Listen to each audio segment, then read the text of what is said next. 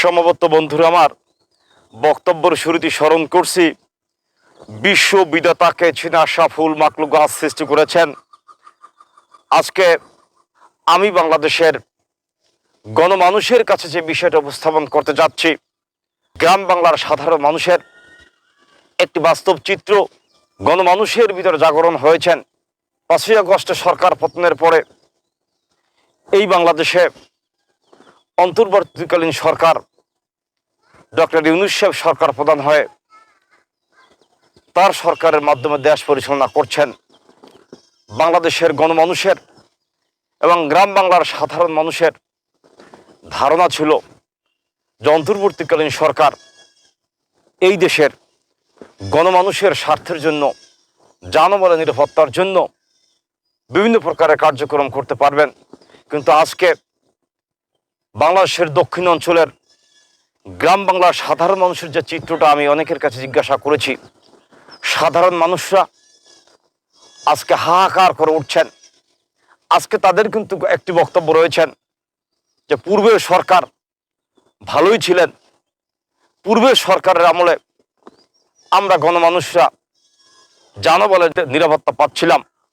আজকের এই প্রেক্ষাপটে যে অন্তর্বর্তীকালীন সরকার রয়েছেন, সে অন্তর্বর্তীকালীন সরকারের আমলে আজকে আমরা চাঁদা দিতে হয়, জমি দখল হয়ে যাচ্ছে। কৃষকদের বক্তব্যটা হলেন, আমরা যারা তরমুজের চাষ করছি সেই তরমুজের ক্ষেত থেকেও অনেকে চাঁদা দাবি করছেন, বিভিন্ন প্রকারের কৃষকদেরকেও ডিস্টার্ব করছেন। যে বাংলাদেশের স্বাধীনতার পর থেকে এই সাউথ বেঙ্গলের গ্রাম অঞ্চলে কখনই কৃষকদের ডিস্টার্ব ছিলেন না, কৃষকরা তাদের কৃষিকাজ করতে পারতেন। আজকে বিভিন্ন মহল থেকে, বিভিন্ন কর্নার থেকে বিভিন্ন ধরনের ছেলেরা এসে সেই কৃষকদের কৃষি চাষের উপরও বাধা সৃষ্টি করছেন এবং চাঁদা দাবি করছেন। তরমুজ খেতে যে চাঁদা দাবি করছেন, যে এই খেতে তরমুজ দিতে হলে চাঁদা দিতে হবে, বিভিন্ন প্রকারের বক্তব্য উপস্থাপন করছেন। বিদায় এই বাংলাদেশের কৃষকদের এখন নিরাপত্তা নেই। এই কৃষকদের বক্তব্যটা হচ্ছেন যে পূর্বের সরকার অন্তত কৃষকের নিরাপত্তা দিয়েছিলেন, যে কৃষকরা পূর্বের সরকারের শাসন আমলে কোথাও কোনো চাঁদা দিতে হয়নি এবং কোনো জমি চাষ করতে আসলে কোনো মাস্তান গুন্ডারা জমি চাষ করা ডিস্টার্ব করেননি বলে বিভিন্ন ধরনের কৃষকরা মন্তব্য করেছেন। কিন্তু আজকে এই বাংলাদেশের সামাজিক প্রেক্ষাপটের উপর বেসড করে আমরা যেটা অনুভব করছি, যে বাংলাদেশে অন্তর্বর্তীকালীন সরকার ক্ষমতা আরোহণ করার পরে এ পর্যন্ত বাংলাদেশের কৃষকরাও নিরাপত্তা পাচ্ছে না। যে গ্রাম বাংলার খেটে খাওয়া সাধারণ মানুষরা জমি চাষ করে ফসল ফলান, সেখানেও যদি এসে বিভিন্ন ধরনের বক্তব্য উপস্থাপন করেন, সেখানে কৃষকরা কোথায় থাকবেন? আমার সরকারের ভূমি উপদেষ্টার কাছে বক্তব্যটা হলেন, বাংলাদেশে আপনারা কন্ট্রোল করছেন, অথচ আপনার গ্রাম বাংলার কৃষকদের স্বাভাবিক অবস্থান কীরকম সে বিষয়ে মসনদে বসে আপনাদের হয়তোবা স্মরণ নেই।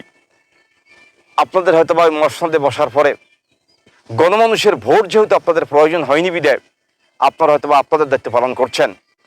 কিন্তু আপনাদের যদি কঠিনকালে গণমানুষের কাছে ভোট চাইতে আসতে হতো, তাহলে হয়তোবা আজকে এই কৃষকদের সামাজিক অবস্থানে এরকম হতো না। আজকের এই প্রেক্ষাপটে আমার এই সাউথ বেঙ্গলের এই দক্ষিণ অঞ্চলের আমি বিভিন্ন কৃষকদের কাছে জিজ্ঞাসা করছি, তারা অনেকে মুখ খুলছে না, ভয়ে কাঁপছে। তাদের বক্তব্যটা হলেন, আমরা তো অনলাইনে দাঁড়িয়ে কৃষকরা বলতে চাই যে আমাদের চাষাবাদের জন্য এক শ্রেণী বাধা সৃষ্টি করছে, তারা জমি চাষ করছি সে কারণে চাঁদা দাবি করছে, জমির দখল দেবে না, বিভিন্ন ধরনের বক্তব্য উপস্থাপনা করছেন। তাহলে হয়তো আমরা ভবিষ্যতে জমি চাষও করতে পারবো না, এই বলে তারা নাম প্রকাশ করতে অনিচ্ছুক অনেক কৃষকরাই কিন্তু এ ধরনের বক্তব্য বিভিন্ন মহলে দিচ্ছেন। আমি এই কৃষকদেরকে জিজ্ঞাসাবাদ করে এ ধরনের তথ্য পেয়েছি। আমার অন্তর্বর্তীকালীন সরকারের কাছে আমার বক্তব্যটা হলেন যে আপনারা এই বাংলাদেশ কন্ট্রোল করছেন, এই স্টেজে আপনাদের দায়িত্ব কর্তব্য হলো বাংলাদেশের গণমানুষের এবং সাধারণ মানুষের জানমালের নিরাপত্তা দেওয়া এবং আইন শৃঙ্খলা বাহিনীর উন্নতি করা। এবং এই আইন শৃঙ্খলা বাহিনীর উন্নতি করলেই হয়তোবা আজকে কৃষকদের সমস্যা রাইজ করতো না। আপনারা একটু গ্রাম বাংলার দিকে খেয়াল করেন, গ্রাম বাংলার সাধারণ মানুষরা এবং গ্রাম বাংলার কৃষকদের সার্বিক পরিস্থিতিকে ডেভেলপমেন্ট করার জন্য আপনারা চেষ্টা করেন এবং কৃষকরা যাদের নিজ নিজ ভূমি চাষ করতে পারেন এবং কোনো ব্যক্তি যেন তাদের নিজ নিজ ভূমি চাষ করতে বাধা সৃষ্টি করতে না পারেন সে মর্মে প্রয়োজনীয় ব্যবস্থা গ্রহণ করার জন্য আমি অন্তর্বর্তীকালীন সরকারকে উদ্যোক্তা আহ্বান করে আমি আমার সংক্ষিপ্ত বক্তব্য শেষ করছি। ধন্যবাদ আপনার সকলকে। সুস্থ থাকবেন, ভালো থাকবেন।